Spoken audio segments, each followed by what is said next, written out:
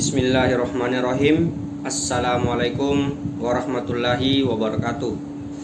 Pertama-tama marilah kita panjatkan puja dan puji syukur atas kehadirat Allah Subhanahu wa taala yang telah memberikan kita nikmat iman serta kesehatan sehingga kita masih bisa melaksanakan atau melakukan aktivitas sehari-hari serta juga melakukan kegiatan pembelajaran secara online atau daring. Terlepas dari itu semua, semoga pandemi segera berlalu. Semoga kita bisa secepatnya dipertemukan di kampus kita yang tercinta. Amin ya rabbal alamin. Salawat serta salam tak lupa juga kita kirimkan atas junjungan kita, yakni Nabiullah Muhammad Sallallahu Alaihi Wasallam, Nabi yang telah membawa kita dari alam gelap gulita menuju alam terang benderang seperti saat ini. Sebelum saya melanjutkan untuk memaparkan atau mempresentasikan hasil kerja saya pada tugas 5 evaluasi pengajaran Penjas dengan materi validitas, izinkan saya terlebih dahulu untuk memperkenalkan diri. Nama saya Andi Muhammad Alif Rakasiwi, NIM 1931041122 dari kelas Penjas Kesrek D angkatan 2019, Prodi Pendidikan Jasmani, Kesehatan dan Rekreasi. Adapun yang pertama yang akan saya jelaskan yaitu ketentuan penting dalam evaluasi adalah bahwa hasilnya harus sesuai dengan keadaan yang dievaluasi. Mengevaluasi dapat diumpamakan pekerjaan memotret, gambar potret atau foto dikatakan baik apabila sesuai dengan aslinya atau bukan lebih baik dari aslinya, seperti dikatakan oleh iklan foto. Gambar pemotretan hasil evaluasi tersebut di dalam kegiatan evaluasi dikenal dengan data evaluasi. Data evaluasi yang baik sesuai dengan kenyataan disebut data valid. Agar dapat diperoleh data yang valid, instrumen atau alat untuk mengevaluasinya juga harus valid. Jika pernyataan tersebut dibalik instrumen evaluasi dituntut untuk valid karena diinginkan dapat diperoleh data yang valid. Dengan kata lain, instrumen evaluasi dipersyaratkan valid agar hasil yang diperoleh dari kegiatan evaluasi merupakan juga valid. Di dalam buku Encyclopedia of Education Evaluation yang dituliskan oleh Scarvia B. Anderson dan kawan-kawannya disebutkan bahwa a tester valid measures what a purpose to measures, atau jika diartikan kurang lebih seperti sebuah tes dikatakan valid apabila tes tersebut mengukur apa yang hendak diukur. Dalam bahasa Indonesia, valid disebut dengan istilah sahih. Sebenarnya, pembicaraan validitas ini bukan ditekankan pada tes itu sendiri, tetapi pada hasil pengetesannya atau skornya. Validasi sebuah tes dapat diketahui dari hasil pemikiran dan hasil pengalaman.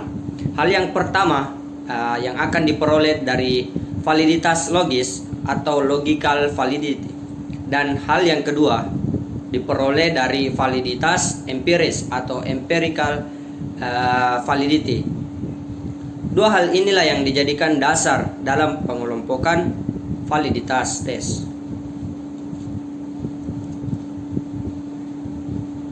Yang pertama, ada macam-macam validitas. Secara garis besar ada dua macam validitas, yaitu validitas logis dan validitas empiris. Yang pertama itu validitas logis. Istilah validitas logis mengandung kata logis, berasal dari kata logika yang berarti penalaran. Dengan makna demikian, maka validitas logis ini untuk sebuah instrumen mengevaluasi menunjukkan pada kondisi bagi sebuah instrumen yang memenuhi persyaratan valid berdasarkan hasil penalaran. Kondisi valid tersebut dipandang terpenuhi karena instrumen yang bersangkutan sudah dirancang secara baik mengikuti teori ini dan ketentuan yang ada sebagaimana pelaksanaan tugas yang lain. Misalnya sebuah karangan, jika penulis mengikuti aturan mengarang, tentu secara logis karangannya sudah baik berdasarkan penjelasan tersebut, maka instrumen yang sudah disusun berdasarkan teori penyusunan instrumen secara logis sudah valid. Dari penjelasan tersebut kita dapat memahami bahwa validitas logis dapat dicapai apabila instrumen disusun mengikuti ketentuan yang ada. Dengan demikian dapat disimpulkan bahwa validitas logis tidak perlu diuji kondisinya, tetapi langsung diperoleh sesudah instrumen tersebut selesai disusun. Seperti itu. Ada dua macam validitas logis yang dapat dicapai oleh sebuah instrumen, yaitu validitas isi dan validitas konstruk. Validitas isi bagi sebuah instrumen menunjukkan suatu kondisi sebuah instrumen yang disusun berdasarkan isi materi pelajaran yang akan dievaluasi atau dievaluasi. Selanjutnya validitas konstruk, sebuah instrumen yang menunjukkan suatu kondisi instrumen yang disusun berdasarkan kontrak aspek-aspek kejiwaan yang harus dievaluasi. Selanjutnya itu validitas empiris. Istilah validitas empiris memuat kata empiris yang artinya pengalaman. Sebuah instrumen dapat dikatakan memiliki validitas empiris apabila sudah diuji pengalaman. Sebagai contoh sehari-hari, seorang dapat diakui jujur oleh masyarakat apabila dalam pengalaman dibuktikan bahwa orang tersebut memang jujur. Contoh lain, seorang dapat dikatakan kreatif apabila dari pengalaman dibuktikan bahwa orang tersebut sudah banyak menghasilkan ide-ide baru yang diakui berbeda dari hal-hal yang sudah ada. Dari penjelasan dan contoh-contoh tersebut diketahui bahwa validitas empiris tidak dapat diperoleh hanya dengan menyusun sebuah instrumen berdasarkan ketentuan seperti halnya validitas logis, tetapi harus juga dibuktikan melalui pengalaman. Seperti itu. Ada dua macam validitas empiris, yakni ada dua cara yang dapat dilakukan untuk menguji bahwa sebuah instrumen memang valid. Pengujian tersebut dilakukan dengan membandingkan kondisi instrumen yang bersangkutan dengan kriterium atau sebuah ukuran. Kriterium yang digunakan sebagai pembanding kondisi instrumen yang dimaksud ada dua, yaitu yang sudah tersedia dan belum ada, tetapi akan terjadi di waktu yang akan datang. Bagi instrumen yang kondisi sesuai dengan kriterium yang sudah tersedia, yang sudah ada memiliki validitas ada sekarang, yang ada dalam istilah bahasa Inggris disebut memiliki current validity. Selanjutnya instrumen yang kondisinya sesuai dengan kriterium yang diramalkan akan terjadi disebut memiliki validitas ramalan atau validitas prediksi, yang dalam bahasa Inggris kondisinya sesuai dengan kriterium yang diramalkan akan terjadi. Dari uraian ada dua jenis validitas, yakni validitas logis dan ada dua macam, dan validitas empiris ada juga memiliki dua macam. Maka secara keseluruhan kita mengenal adanya 4 validitas, yaitu pertama itu validitas isi, validitas konstruk, ketiga validitas ada sekarang, dan yang keempat itu validitas prediktif. Dua yang pertama yakni 1 dan 2 dicapai melalui penyusunan berdasarkan ketentuan atau teori, sedangkan dua berikut yakni 3 dan 4 dicapai atau diketahui sesudah dibuktikan melalui pengalaman. Seperti itu. Adapun penjelasan masing-masing validitas sebagai berikut. Validitas isi atau content validity. Sebuah tes dikatakan memiliki validitas isi apabila mengukur tujuan khusus tertentu yang sejajar dengan materi atau isi pelajaran yang diberikan. Oleh karena itu, materi yang diajarkan yang tertera dalam kurikulum, maka validitas isi ini sering disebut dengan validitas kurikuler. Validitas isi dapat diusahakan tercapainya sejak saat penyusunan dengan cara merinci materi kurikulum atau materi buku aran. Bagaimana cara merinci materi untuk kepentingan rehnya validitas isi? Sebuah tes akan dibicarakan secara lebih dalam pada waktu menjelaskan cara penyusunan tes.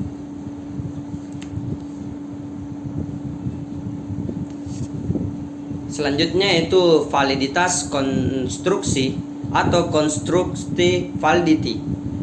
Sebuah tes dikatakan memiliki validitas konstruksi apabila butir-butir soal yang membangun tes tersebut mengukur setiap aspek berpikir seperti yang disebutkan dalam tujuan instruksional khusus.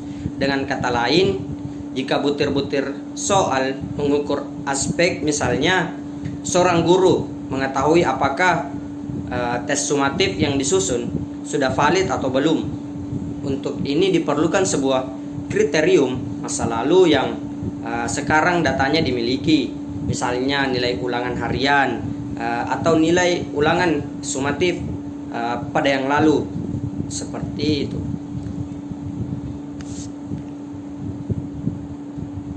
Selanjutnya itu validitas ada sekarang.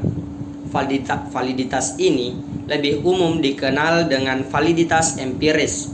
Semua tes dikatakan memiliki validitas empiris jika hasilnya sesuai dengan pengalaman.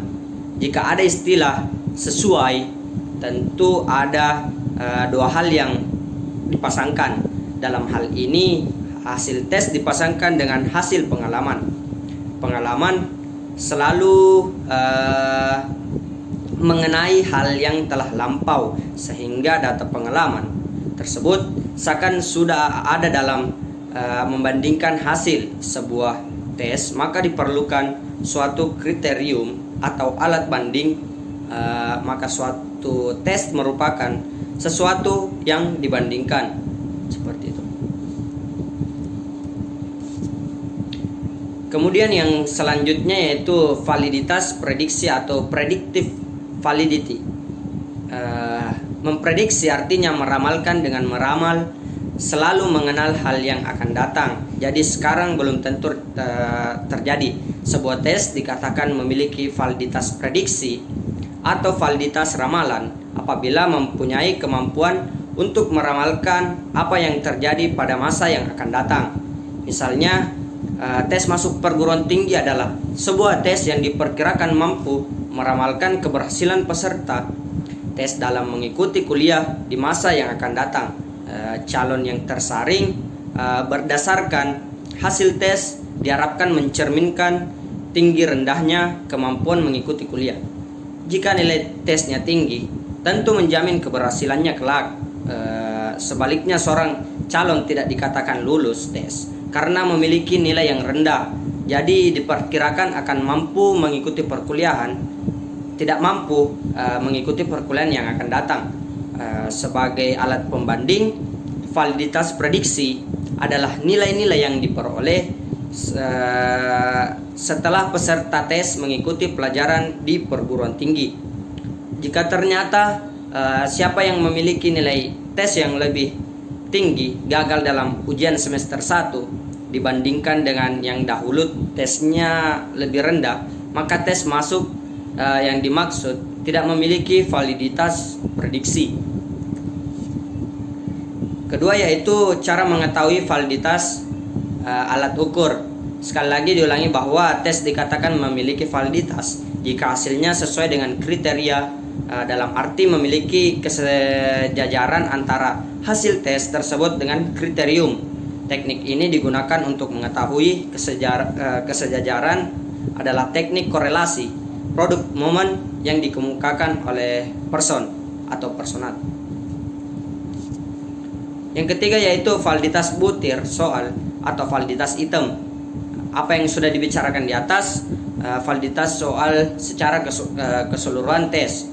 Di samping mencari validitas soal, perlu juga dicari validitas item. Jika seseorang peneliti atau seorang guru mengetahui bahwa validitas soal tes memiliki misalnya terlalu rendah atau rendah saja, maka selanjutnya ingin mengetahui butir-butir tes manakah yang menyebabkan soal secara keseluruhan tersebut jelek karena memiliki validitas rendah. Untuk keperluan inilah dicari validitas butir soal. Pengertian umum untuk validitas item adalah demikian: sebuah item dikatakan valid apabila mempunyai dukungan yang besar terhadap skor total. Skor pada item menyebabkan skor total menjadi tinggi atau rendah.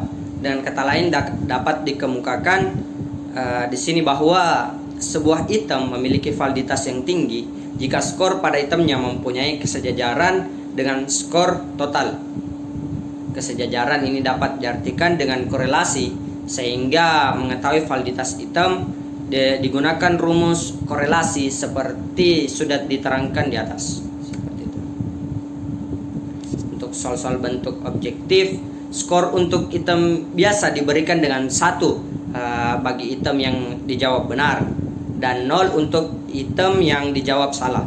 Sedangkan skor total selanjutnya merupakan jumlah dari skor untuk semua item yang membangun soal tersebut.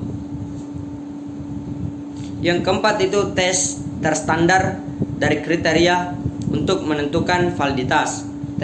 Tes terstandar adalah tes yang dicobakan berkali-kali sehingga dapat dijamin kebaikannya. Di negara-negara berkembang biasanya tersedia tes semacam ini dan dikenal dengan namanya standardized test. Sebuah tes terstandar biasanya memiliki identitas antara lain sudah dicobakan beberapa kali dan di mana beberapa koefisien validitas, reliabilitas, taraf kesukaran, daya pembedaan, dan lain-lain keterangan yang dianggap perlu. Cara menentukan validitas soal yang menggunakan tes terstandar sebagai kriterium dilakukan dengan mengalihkan koefisien validitas yang diperoleh dari koefisien validitas tes terstandar tersebut. Yang kelima itu validitas faktor. Selain validitas soal secara keseluruhan dan validitas butir atau item, masih ada lagi yang perlu kita ketahui validitasnya, yaitu faktor-faktor bagian keseluruhan materi. Setiap keseluruhan materi pelajari terdiri dari pokok bahasan atau mungkin sekelompok bahasa yang merupakan suatu kesatuan. Contohnya seperti guru yang akan mengevaluasi penguasaan siswa untuk 3 pokok bahasan, yaitu bunyi, cahaya, listrik. Untuk keperluan ini guru tersebut membuat 30 butir soal. Untuk bunyi 8 butir, untuk cahaya 12 butir, dan untuk listrik 10 butir. Mungkin sekian yang bisa saya sampaikan. Lebih dan kurangnya mohon dimaafkan. Wassalamualaikum warahmatullahi wabarakatuh.